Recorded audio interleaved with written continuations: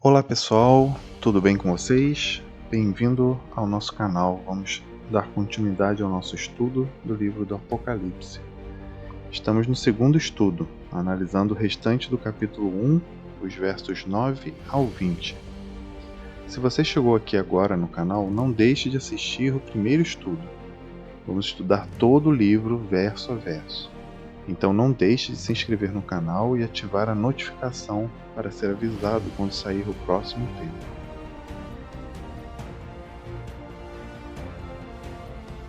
Hoje vamos analisar a primeira visão de João. Vamos entender como ele recebeu essa visão, em que lugar ele estava quando recebeu a visão, e vamos analisar alguns símbolos que já aparecem neste primeiro capítulo. Sem demora, vamos então ao nosso estudo.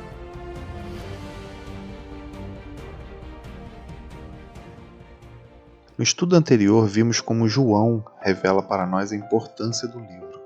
Um livro aberto que precisa ser estudado, assimilado e praticado, e as bênçãos decorrentes dessa prática. Vimos também a saudação de João ao seu destinatário, que são as 7 igrejas da Ásia, e o foco que o Apocalipse dá desde o início ao tema do breve retorno de Jesus Cristo. Um detalhe que não mencionei no vídeo anterior foi a ênfase que João dá à divindade de Jesus. E João teve muitas evidências para crer dessa forma. E veremos nessa jornada muitas manifestações de Jesus, agora como não mais um humilde carpinteiro, sofredor, sem ter onde reclinar sua cabeça, mas como um rei, glorioso, eterno e todo-poderoso. João leva essa visão do Jesus divino para o seu evangelho, que foi escrito posteriormente ao Apocalipse. Veja como ele começa seu livro em João capítulo 1, versículos 1 e 14. No princípio era o Verbo estava com Deus, e o Verbo era Deus. E o Verbo se fez carne e habitou entre nós, cheio de graça e de verdade, e vimos a sua glória, glória como a do unigênito do Pai. Não deixando dúvidas que Jesus não foi um simples homem, profeta, mestre ou revolucionário.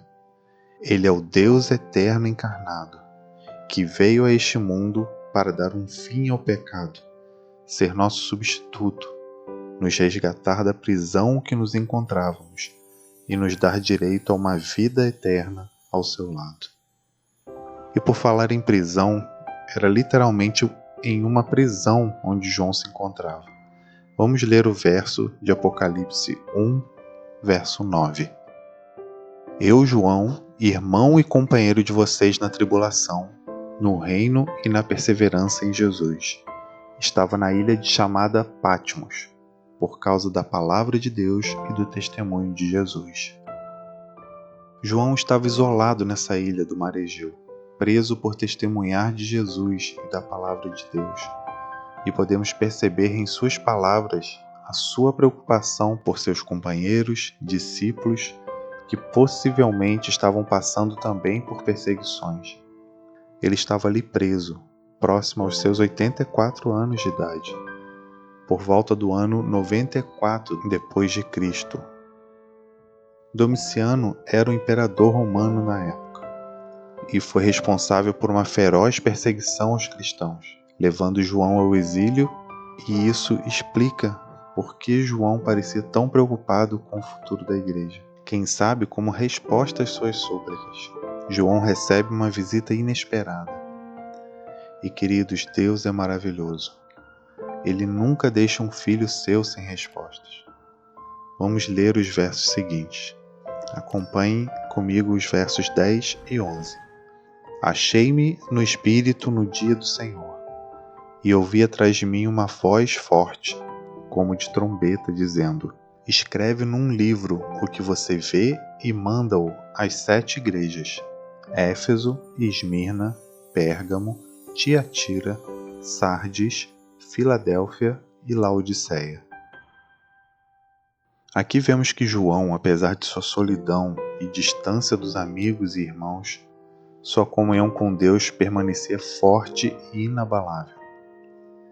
Nos momentos de prova é quando precisamos nos agarrar mais a Deus, e não o contrário. Satanás sempre vai acusar a Deus daquilo que ele causa. Se você está passando por um momento difícil, não caia na tentação de pensar que Deus o abandonou e que causou tudo isso. João manteve firme sua comunhão e foi recompensado por isso. Esse dia do Senhor, que aparece aqui no texto, causa algumas polêmicas. Existem ao menos 4 posições diferentes que interpretam esse dia. Primeiro, que seria um dia qualquer, pois dia do Senhor abrangeria toda a dispensação cristã. Segundo, seria o dia do juízo, como aparece várias vezes nas Escrituras como o dia do Senhor. Terceiro, o primeiro dia da semana, traduzido do latim como Dies Domini, e assim interpretado como sendo o domingo. E o quarto seria o Shabá bíblico, o sábado, dia do Senhor inserido nos 10 mandamentos e observados pelos judeus e cristãos do primeiro século. Dessas opções, o que mais faz sentido, na minha opinião, é a última. Primeiro porque João estava descrevendo nesse contexto as circunstâncias de como recebeu a visão, o local, que era Patmos, a época, que é essa época de perseguição, e por que não um dia específico, né? E assim já eliminamos os 2 primeiros. O primeiro dia não faz sentido, essa tradução do latim que mostra essa semelhança de Dies Domini com domingo, porque o livro foi escrito em grego e só séculos depois foi feita a tradução para o latim. E o dia observado por João, Paulo, os demais discípulos e o próprio Jesus era o sábado, conforme vemos em outras passagens no Novo Testamento. E não temos nenhuma evidência bíblica que comprove a mudança do dia. Deixe aqui nos comentários sua opinião, qual dessas opções faz mais sentido para você. Vamos conversar sobre o assunto. Mas deixando a polêmica de lado, vamos continuar nosso texto. João ouve essa voz forte e poderosa, pedindo que ele escrevesse num livro tudo o que via e enviasse para as 7 igrejas na Ásia Menor. Falamos rapidamente dessas igrejas no primeiro estudo, e ainda vamos falar detalhadamente sobre cada uma delas mais à frente. Possivelmente eram igrejas que João pastoreava. Podemos ver no mapa que elas ficam bem próximas umas das outras, e próximas de Patmos, onde João estava preso. Continuando nossa leitura em Apocalipse 1, agora dos versos 12 ao 16. Voltei-me para ver quem falava comigo, e ao me voltar vi 7 candelabros de ouro, e no meio dos candelabros um semelhante ao Filho do Homem, com vestes talares e cingido, à altura do peito, com um cinto de ouro. A cabeça e os cabelos dele eram brancos como a alva lã, como neve. Os olhos eram como chama de fogo. Os seus pés eram semelhantes ao bronze polido, como que refinado numa fornalha. A voz era como o som de muitas águas. Na mão direita ele tinha 7 estrelas, e da sua boca saía uma afiada espada de 2 gumes. O seu rosto brilhava como o sol na sua força. João ouve aquela voz e se vira para ver e tenta descrever para nós, com elementos conhecidos por ele, a visão de um ser majestoso, maravilhoso e glorioso, como lemos, semelhante a um filho do homem, um termo bem utilizado pelo próprio Jesus para se autodescrever. Mas o restante do texto desvenda para nós o mistério. Apocalipse 1, 17 ao 20. Ao vê-lo, caí a seus pés como morto. Porém ele pôs sobre mim a mão direita, dizendo: Não tenha medo, eu sou o primeiro e o último, e aquele que vive. Estive morto, mas eis que estou vivo para todo sempre, e tenho as chaves da morte e do inferno. Escreva, pois, as coisas que você viu, as que são e as que hão de acontecer depois destas. Quanto ao mistério das 7 estrelas que você viu na minha mão direita, e quanto aos 7 candelabros de ouro, as 7 estrelas são os anjos das 7 igrejas, e os 7 candelabros são as 7 igrejas. João fica sem forças ao ver esse ser incrível, que agora temos a certeza ser o próprio Cristo. Como ele disse, estive morto, mas eis que estou vivo. E mais uma vez revelando sua divindade. Com o ato de colocar sua mão direita e dizer não temas, não tem como não lembrarmos do verso de Isaías 41:10. Não tema, porque eu estou com você.